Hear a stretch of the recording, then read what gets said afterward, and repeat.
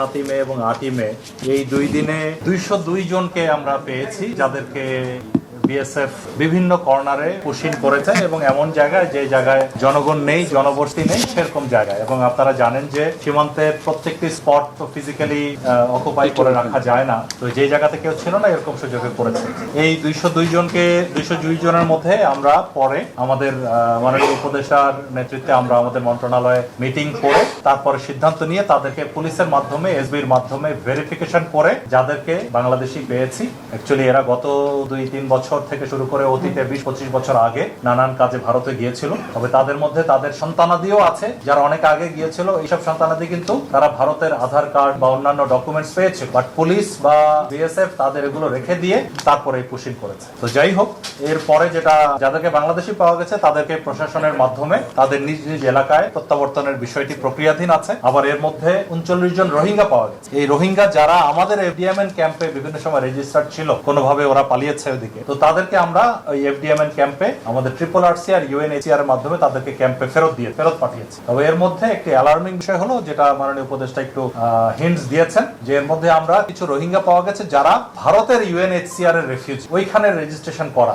ID কার্ডও আছে। এটা আমরা আমাদের দেশীয় UNHCR এর মাধ্যমে, আমাদের পররাষ্ট্র মন্ত্রণালয়ের মাধ্যমে এই জিনিসটা আমরা সবাইকে জানাতে চাই যে এটি একটি মানবাধিকার লঙ্ঘনের সামিল। যে যেই দেশের রেফিউজি সেখানেই তো ওখানে রাখা দরকার ছিল, যে তাদেরকে আমাদের আইডি কার্ড আছে। যদি ক্লোজলি কেউ ছবি তুলেন এটা দেখতে পারেন যে এখানে আমরা 5 জন পেয়েছি। হ্যাঁ, একটা দেখাচ্ছি আমি, এই 5 জনের একটা দেখাচ্ছি এখানে। এই যে তার UNHCR, আপনারা ক্লোজ করলে, জুম ইন করলে দেখতে পাবেন UNHCR IN মানে ইন্ডিয়া, সেখানে রেজিস্ট্রেশন করা।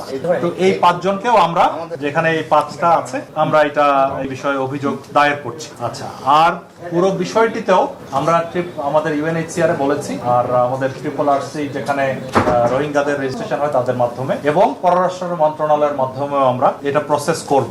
আর পুরো বিষয়টি তো আমরা বিএসএফ বরাবরের মতে ওরা কোনো স্বীকার করছে না যে এই বিষয়ে ওরা জানে না। এটা হয়তো তারা নিজেই চলে গিয়েছিল ভারতে, ওরা আবার নিজেই প্রত্যাবর্তন করেছে, এই ধরনের বলার চেষ্টা করছে। এটা আমরা মানছি না। আমরা ফ্ল্যাগ মিটিং করে প্রতিবাদ লিপি দিয়েছি এবং একই সাথে আমরা আমাদের পররাষ্ট্র মন্ত্রণালয়েও করেসপন্ডেন্স করে এই বিষয়ে ভারতীয় পররাষ্ট্র মন্ত্রণালয়ের সাথে যোগাযোগ করার কথা বলছি। তারা যদি বাংলাদেশি হয় আমরা গ্রহণ করব, এবং সেটা একটা ফর্মাল প্রসেসের মাধ্যমে হতে হবে, এভাবে লুকোচুরি করে দেওয়ার মধ্যে না। আর সেই সাথে আমরা জানতে পেরেছি যে খাগড়াছড়ি এলাকায় মূলত আরো প্রায় 200 থেকে 300 জনের মতো এই ধরনের শরণার্থী ওপারে আছে, যাদেরকে বিএসএফ পুশব্যাক করে দেওয়ার চেষ্টা করছিল। তো আমরা এই পেট্রোলিং বাড়িয়ে এবং সজাগ দৃষ্টি থাকার কারণে গত 2 দিন ধরে তারা চেষ্টা করছে, পারছে না। তো ওইদিকে এখনো আছে। আর ইতিমধ্যে আবার ওইদিকে গ্রাউন্ডে না পেরে আপনার সুন্দরবনের এদিক দিয়ে একটি মানে রিমোট একটি চর, মান্দারবাড়িয়া একটি চর আছে, সেখানে ওরা কোনো একটা ভারতীয় কোনো জাহাজের মাধ্যমে এসে আমাদের আরো 78 জনকে ওখানে ফেলে গেছে, যেটা কোস্টগার্ড তাদেরকে উদ্ধার করে, সেটা কোস্টগার্ডের এলাকা উদ্ধার করে তাদেরকে নিজ এলাকায় পাঠানোর বিষয়টি প্রক্রিয়াধীন আছে। তো আমরা সজাগ দৃষ্টি রাখছি, পাশাপাশি আমাদের মন্ত্রণালয় তথা পররাষ্ট্র মন্ত্রণালয়ের মাধ্যমে এটা